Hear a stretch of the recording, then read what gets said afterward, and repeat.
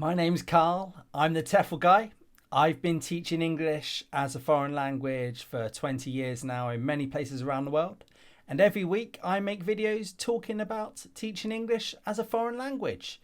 So this video is meant for people who want to get into teaching English online.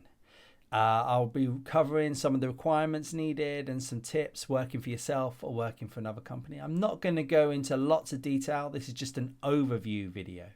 So if you're looking to get into teaching English online, this will be the video that might give you some information. Okay, let's get to it. First of all, let's talk a bit about the requirements of a person in order to teach online. In a minute, I'll talk about the hardware and the software requirements. But here I'm talking about what a person needs in order to be a TEFL teacher online. So first of all, a question I get asked a lot in the teacher training sessions I do is a degree needed to teach online? And there's no yes or no answer to this. I'm going to be completely honest with you here. And basically for some companies, yes, you will need a degree. And it's not because necessarily a teacher with a degree is better than someone without a degree. It's to do with the visa regulations or the regulations of, not necessarily visa regulations, but the business regulations of certain countries. So for example, China, which is the biggest market for teaching English as a foreign language by far. The government has rules in place for companies to employ people with degrees, or if you're going to go teach abroad there, you're going to need a degree in order to get the work visa. So companies use that as well as a requirement for their online classes.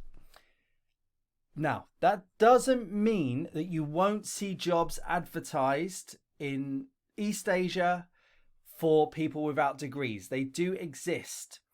However, the rate of pay might be lower. So just be aware that if you do see jobs for China or for example, Korea or Japan, where they say no degree needed for an online job, probably the rate of pay is going to be lower because that company can sort of get away with it because more people will be applying. But there are big parts of the world where you don't need a degree in order to teach online. And the big ones that tend to be South America, Central America, that tends to be the big regions where you don't need a degree to teach online. The other parts can be some parts of Southeast Asia. To teach online, you don't need a degree to teach for some companies there. Now, you can go round all of this. Is a degree needed? Is a degree not needed? By setting yourself up as your own independent teacher. I'm going to talk about that a little bit in a minute.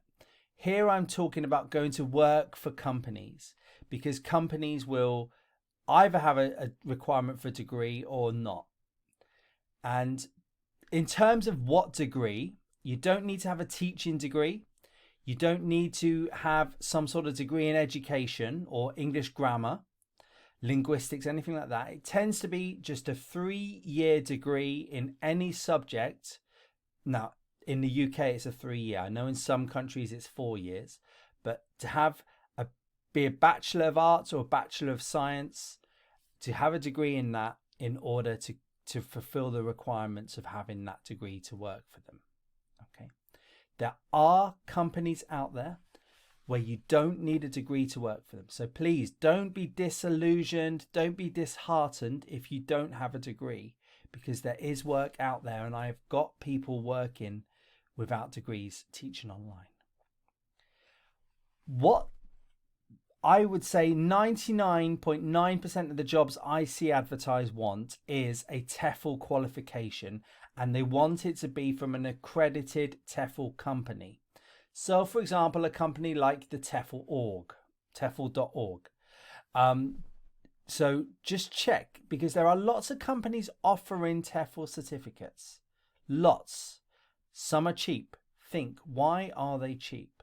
And also think, would you like to be taught by someone who has a cheap and probably untested TEFL certificate.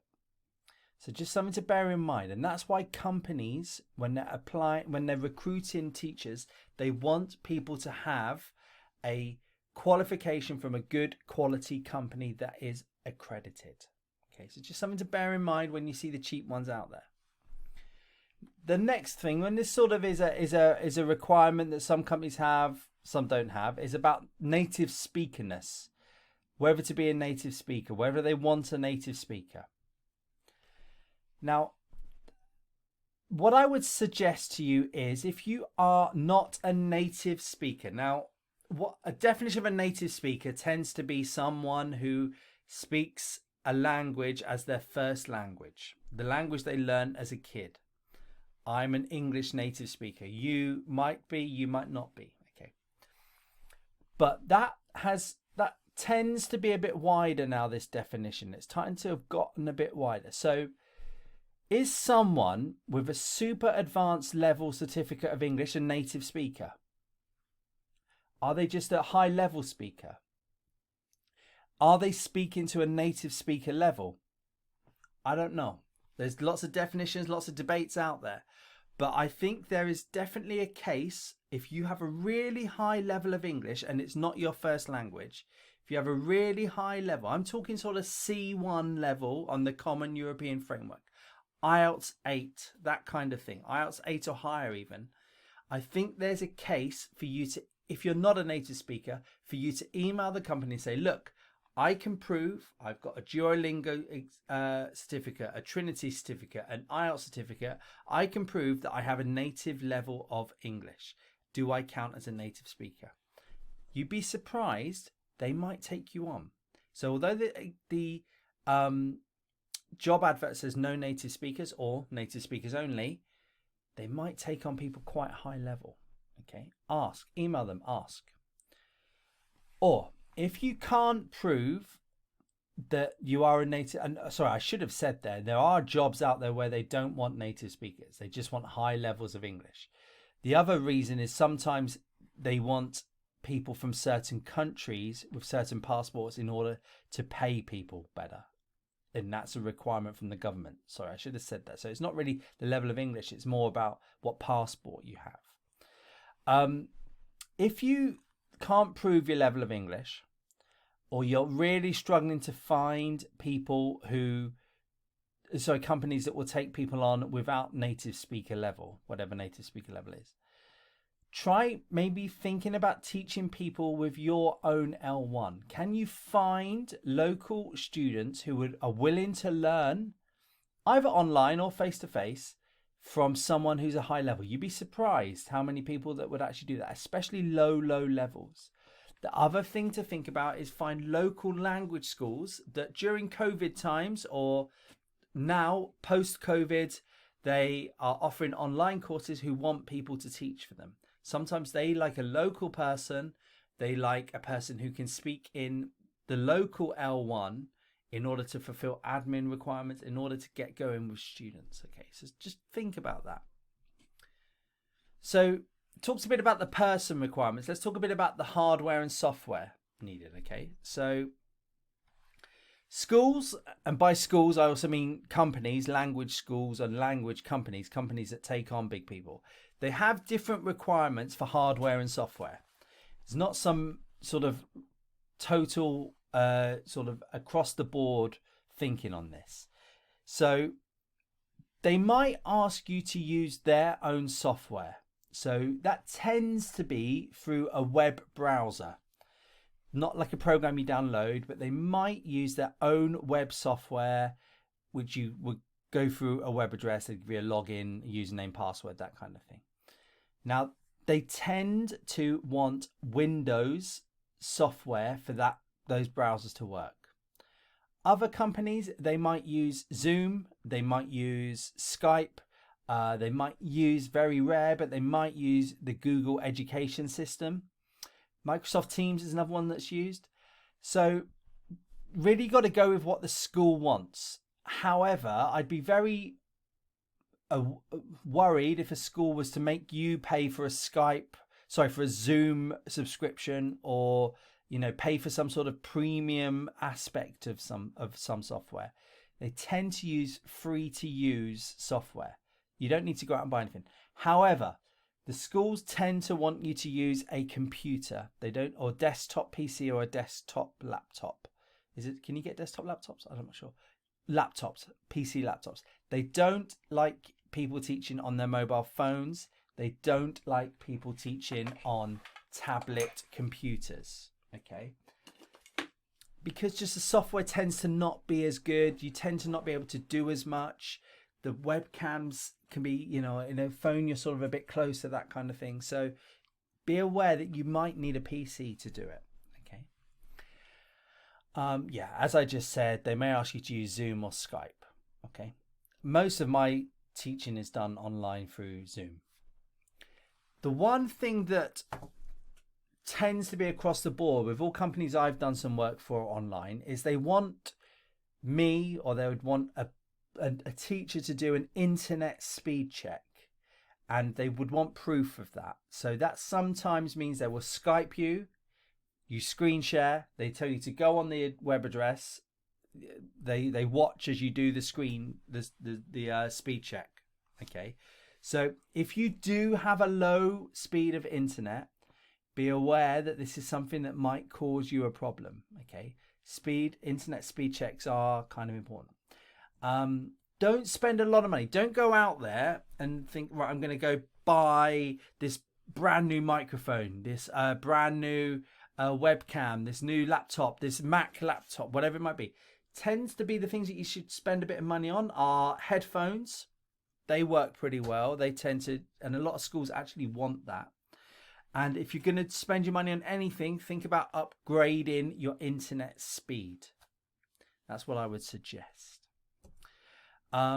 You often can get working very easily and very cheaply with the sort of things you have. If you've got a laptop, I reckon you'd be on your way.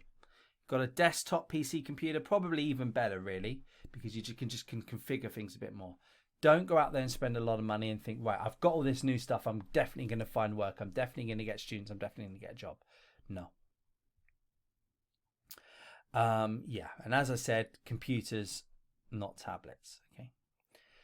So working for a company, so you'll go online and you'll see that there's different companies advertising for online teachers, sorry.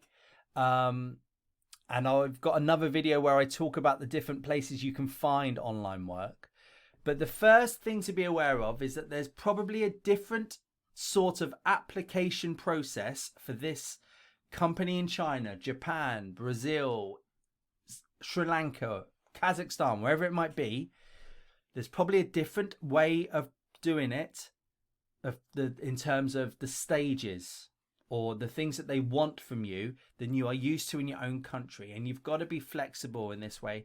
You've got to be ready to do different kinds of processes, fill in lots of forms, fill in the forms a certain way, duplicate yourself, that kind of thing. It's just part of working for a different company in a different culture. Done it so many times. Azerbaijan was one of the worst places I've taught for paperwork. Okay. And drove me crazy the amount of forms I had to fill in, but it's just part of living abroad. Okay. Or in this case, teaching for a company that's based abroad. Google the company. If you think that the process seems too much, and the number one thing I get asked is, they want a copy of my passports. They want a copy of my degree certificates. No, I'm not going to do that. No way am I sending out copies of my passport. Google the company. Google the Google the country that they're based in. Is that part of it? If that's part of it, suck it up. You've got to go for it. Okay. Do Facebook or do YouTube searches. If you'd be surprised how many people are online talking about companies, in Facebook especially, or on YouTube, people make videos about their life working for such and such a company. Do some research, see if the process is correct that they are telling you, see what the end process. So you have to go through these stages you don't like, really annoying, but eventually will you get there? Hopefully you will. Okay. Companies often want a 2-minute intro video. or a minute intro video. And what that tends to be is not you teaching, that will come later. It tends to be a video of you just talking into a camera like this, putting on your best teaching voice and making sure that they see you as this very friendly, nice person who they can work with. There are certain things they're also checking. I'm sorry to say this, but they're probably going to be checking length of hair on guys, for example. If you, and I'm saying that as a bald guy. Long hair on blokes, they probably don't like that too much. Visible piercings or visible tattoos, for example, they don't like that too much. They're probably just checking your ability to talk correctly and to show you that you're happy and willing to look into this webcam for 4 or 5 hours a day. Okay, that's basically what they're looking for, just how nice you are. They're checking your accent. So that's a key thing. If I've got quite a broad London accent. I talk a bit like this, but I wouldn't teach like this. That would be a nightmare. No one would understand me. So they're checking your teacher's voice. They're checking how nice you are. Okay. Take that video seriously. Don't just be like, oh yeah, I'm Carl. Hello. I want to teach online because I like China. Yeah. Take it seriously. Plan it out. Do a couple of practice runs with the webcam software on your computer, because it's one of the first things they'll look at. They might even look at it more if they just go through your CV. Okay, yeah, he's got a TEFL certificate. Brilliant. Okay, let's watch the video. They don't tend to care too much, all right? So take that seriously. Then they might ask you to do something called a demo lesson. If they ask you to do that, they're basically looking for you to get the students speaking. It's not a lecture. And if you've done a good TEFL course, you will see that there's lots and lots of student-to-student interaction. The number one thing you've got to do is get students speaking. And that's what they're asking you to do in a demo lesson. Now, if it's a live demo lesson, speak to the people sat there. Get them, if there's 2 of them, get them speaking together. Give them a little task where they have to speak to each other. Okay.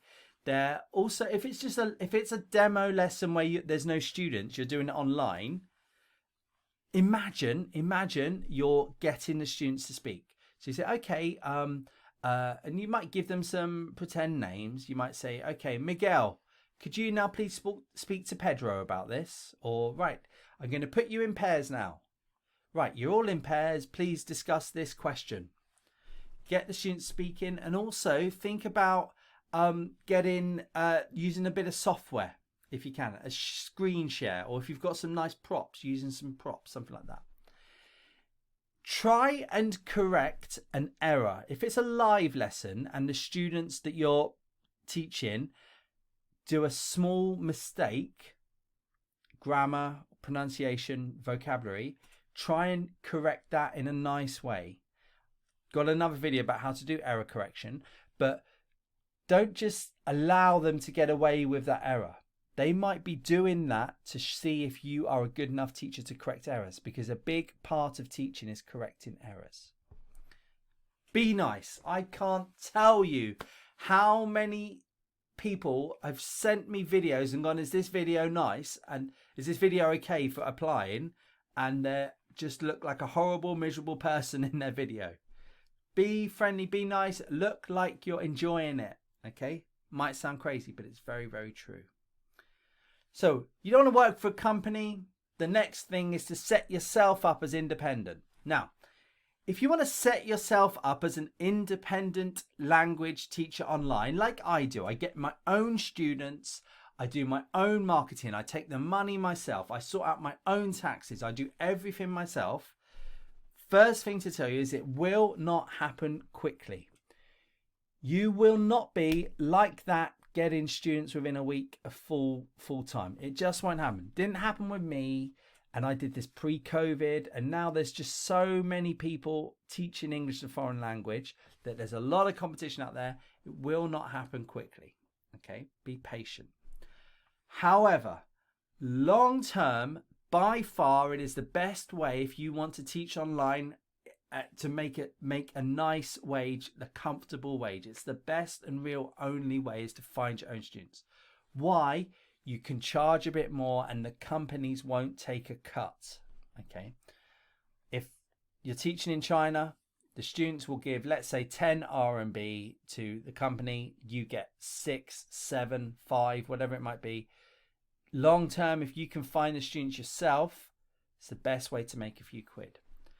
What I would suggest is you start setting yourself up. You build your own website. You start doing your own marketing. You sort out your social media and you do it alongside working for another company. That's what I would advise you. If you do the two together, long term, it's the best. Don't concentrate on setting yourself up and think your students are going to come in loads. They're not. They will, hopefully, if you've got everything going correctly, and I've got some other videos on that. But go work for a company and then at the same time be building your own website, that kind of thing. Learn some basic digital marketing. Really important. The hard thing is not the teaching when you're setting yourself up. The hard thing is getting the students. Loads of videos online, people much better than me telling you how to use Google marketing properly, social media marketing. Find them, okay? Find a niche. Nichier, the better.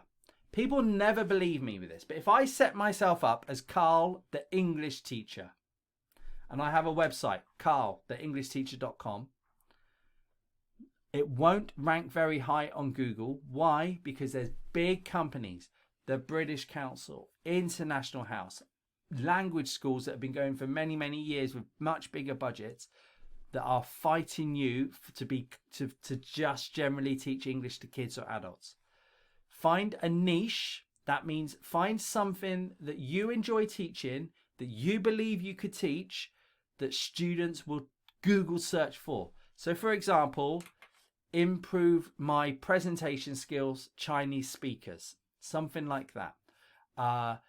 Low level English conversational skills for Spanish students, something like that. The smaller the better, because you're going to get more people searching for something like that instead of learn English. It's true. Have a look online. You'll see that. Okay. Any questions about that? Put it in the comments below. My top tips. Patience is key. It is key to be patient when working online. You're not going to have a full schedule straight away. Don't try just the one way. Go work for a company. Maybe set yourself up on Italki or Preply. Start building your own business as well. Be prepared for time wasters. Either online companies advertising and they don't get back to you, or students contacting you and not paying, and not going any further than a couple of emails to find out more information. All right. Paying is different. I've never ever had a student not pay. Be prepared for time wasters. It's part of it. Okay. If you do start getting some work, either through yourself or working for a company, give the students or parents, because if you give them, then you're giving the company, and they're the ones that give you the work, give them what they want. The adults want speaking, give them speaking. Why? Because they write down in their feedback forms, Carl was a great teacher because we did lots of speaking practice. Parents, what do they want? They want the students to have fun. They want the students their kids to be able to tell them what they've learnt. Okay, that's a key thing. Think about that. And then if they're happy, they then say to the company, oh, Carl was really good. My little Pedro loved the class. Can we sign up for more classes with Carl? The company then gives you more hours. They then think, okay, well, he's consistent. He's good. The students like him. The parents like him. I'll give them more work. Okay.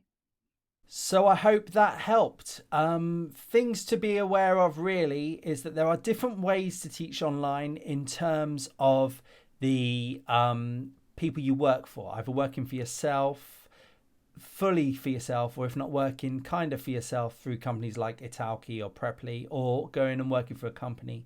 Working for a company tends to be the quickest way to get money coming in and to get yourself up and running. If you've got any questions, please put them in the comments below. I read all the comments. I'm happy to answer any questions you might have. If you are thinking about it, just get going with it. That's what I would recommend. It pays my mortgage. It's paid my rent previously. It's definitely something that you can do, and it's a good thing to be thinking about if you like to teach online but you don't want to go abroad. Cheers, everybody. Have a good week. Bye.